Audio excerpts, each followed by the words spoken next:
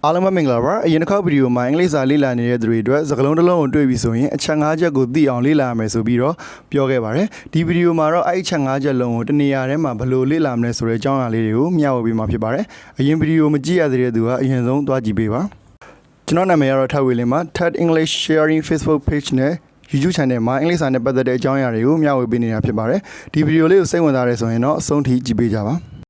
ါကျွန်တော်တို့ကစကားလုံးတစ်လုံးကိုတွေ့ပြီဆိုရင်ဒီအချက်၅ချက်လုံးပါအောင်လေ့လာပေးရမယ်အရင်ဆုံးဘယ်နေရာမှာလေ့လာရမယ်ဆိုတော့မပြောခင်အင်္ဂလိပ်စာလေ့လာနေတဲ့သူတွေကိုအခုမှစလေ့လာမဲ့သူနဲ့အတော်အသင့်လေ့လာထားတဲ့သူဆိုပြီးတော့ group နှစ်ခုဖွဲ့ပါမယ်ပြီးရင်ကျွန်တော်တို့လေ့လာရမယ့်နေရာက dictionary မှာဖြစ်ပါတယ်dictionary မှာလေ့လာရမှာဖြစ်တဲ့အတွက် dictionary နဲ့ပတ်သက်ပြီးသိထားတဲ့အချက်လေးတွေကိုအရင်ပြောပြပေးပါမယ်ကျွန်တော်တို့ dictionary မှာ English Myanmar Dictionary Myanmar English Dictionary နဲ့ English to English Dictionary ဆိုပြီးတော့၃မျိုးရှိပါမယ် English Myanmar Dictionary မှာကျွန်တော်တို့အင်္ဂလိပ်လိုရိုက်မယ်မြန်မာလိုဘာသာပြန်ပေးတယ် Myanmar English Dictionary မှာကျတော့မြန်မာလိုရိုက်တယ် English လိုဘာသာပြန်ပေးပါမယ် English to English Dictionary မှာတော့ကျွန်တော်တို့အင်္ဂလိပ်လိုရိုက်တယ်အင်္ဂလိပ်လိုပဲဘာသာပြန်ပေးမှာဖြစ်ပါတယ်အခုကျွန်တော်တို့သုံးပြီးလေ့လာမယ့် dictionary က English to English Dictionary ဖြစ်တဲ့ Longman Dictionary နဲ့ English Myanmar English နှစ်မျိုးလုံးကိုတစ်ပြိုင်တည်းသုံးလို့ရတယ် English Myanmar Dictionary တွေမှာဖြစ်ပါတယ်ကျွန်တော်တို့အရင်ဆုံး Longman Dictionary ကိုသုံးပြီးတော့လေ့လာကြည့်မယ်အဲ့တော့ကိုသိချင်တဲ့စကားလုံးတစ်လုံးဥမာ flower ဆိုပြီးရိုက်လိုက်ပါရိုက်ပြီးရင်ထဲကိုဝင်မယ်အဲ့တဲ့ခါကျရင် English to English Dictionary ဖြစ်တဲ့အတွက်သူက flower နဲ့ပတ်သက်တဲ့အကြောင်းအရာတွေကို English လိုပဲရှင်းထားပေးပါလိမ့်မယ်ပြီးဆိုရင်ကျွန်တော်တို့လေ့လာမယ့်အချက်၅ချက်ဖြစ်တဲ့နံပါတ်၁အချက်က spelling စလုံးပေါင်းဘယ်လိုလဲဆိုတာကိုကျွန်တော်တို့သိကြအောင်လေ့လာပါမယ် flower flower ဒါဆိုရင်စလုံးပေါင်းသိချာလေ့လာပြီးသွားပြီဆိုရင်သူ့ရဲ့အတန်အတွက် pronunciation ကိုကျွန်တော်လေ့လာမယ်လေ့လာတဲ့ခါကျရင်တော့ဒီမှာ speaker လေးနှစ်ခုရှိမယ်အနီအောင်လေးနဲ့အပြာရောင်လေးအနီအောင်ကတော့ကျွန်တော်တို့ British accent ဖြစ်ပြီးတော့ဒီအပြာရောင်လေးကတော့ American accent ဖြစ်ပါတယ်ကိုကြိုက်နေတဲ့ရ accent နဲ့နားထောင်လို့ရပါတယ် flower ဟုတ်ပြီနောက်တစ်ချက်က IPA သင်္ကေတလေးကိုလေ့လာထားမဲ့သူဆိုရင်ဒီ flower ရဲ့နောက်မှာမြင်းဆောင်လေးနဲ့ဒီသင်္ကေတလေးရှိပါတယ်အဲ့သင်္ကေတလေးကိုကြည့်ပြီးတော့လည်းအတန်ထွက်လို့ရပါတယ်ဒါဆိုရင်ဒီ pronunciation ကိုလေ့လာပြီးသွားပြီဆိုရင်တတိယမြောက်ချက်ဖြစ်တဲ့ meaning အဓိပ္ပာယ်ကိုကျွန်တော်လေ့လာမယ်အဓိပ္ပာယ်ကိုလေ့လာတဲ့အခါကျရင်အပေါ်မှာကျွန်တော်ပြောခဲ့သလိုအခုမှစလေ့လာမဲ့သူနဲ့အတော်အသင့်လေ့လာတဲ့သူဆိုပြီးနှစ်မျိုးခွဲပေးထားတယ်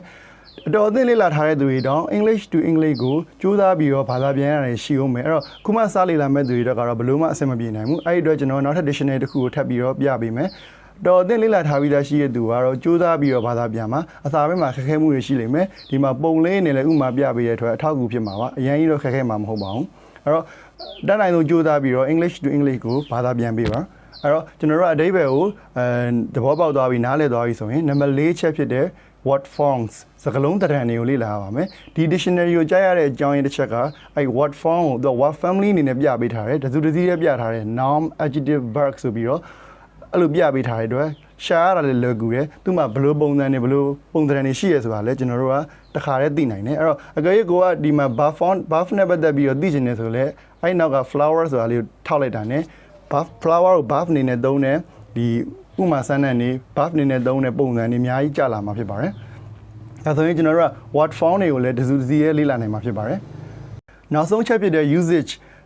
စမ်းတဲ့နေရာမှာဘယ်လိုသုံးမလဲဆိုတာကိုလေ့လာချင်တယ်ဆိုရင်ကြတော့ဒီ meaning အဓိပ္ပာယ်လေးတွေအောက်မှာသူကဒီ speaker လေးနဲ့ပဲစမ်းတဲ့နေရာမှာသုံးပြထားပါလိမ့်မယ် flower နဲ့ပတ်သက်ပြီးတော့ဟုတ်ပြီအဲ့ဒါလေးကို speaker လေးတွေဖွင့်ပြီးလဲနားထောင်ပြီးတော့လေ့လာလို့ရတယ်။ပြီးတော့ဒီအောက်ထဲကိုသွားမယ်ဆိုရင်လည်း adjective နဲ့ noun နဲ့ဘယ်လိုတွဲသုံးလဲဆိုတာလေးတွေပြီးရင် buff နဲ့ဘယ်လိုတွဲရဲဆိုတာလေးတွေနောက်ဆုံး phrase ပြီးရင် flower နဲ့ noun နဲ့ပေါင်းပြီးတော့ဘယ်လိုသုံးတာလေးတွေအဲ့လိုမျိုး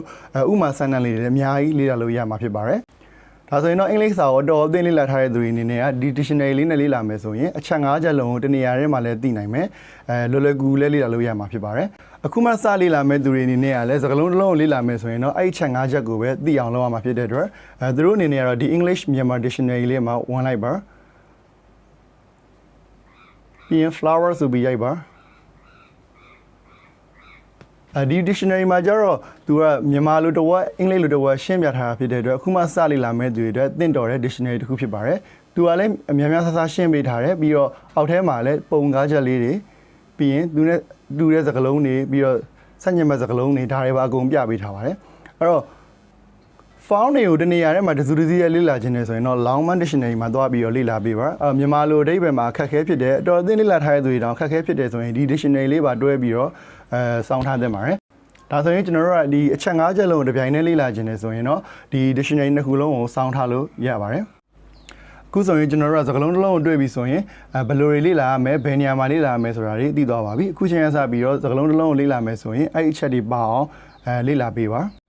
နောက်ဗီဒီယိုမှာကျတော့အင်္ဂလိပ်စာလေ့လာနေတဲ့သူတွေအတွက်ကိုယ့်ရဲ့အခြေအနေဘယ်ရောက်နေပြီဆိုတာကိုချင့်ချိန်လို့ရအောင်ဗီဒီယိုလေးတစ်ခုလုပ်ပေးပါမယ်ဒီဗီဒီယိုလေးကတော့ဒီလောက်ပါပဲကြည့်ရှုနေတဲ့သူတွေအတွက်အကျိုးတစ်စုံတစ်ရာဖြစ်မယ်ဆိုရင် like and share လုပ်ပေးပါကျွန်တော်ရဲ့ Facebook page နဲ့ YouTube channel ကိုလည်း follow and subscribe လုပ်ပေးပါအားလုံးကိုကျေးဇူးတင်ပါတယ်နောက်ဗီဒီယိုမှာထပ်ပြီးတော့တွေ့ပါမယ်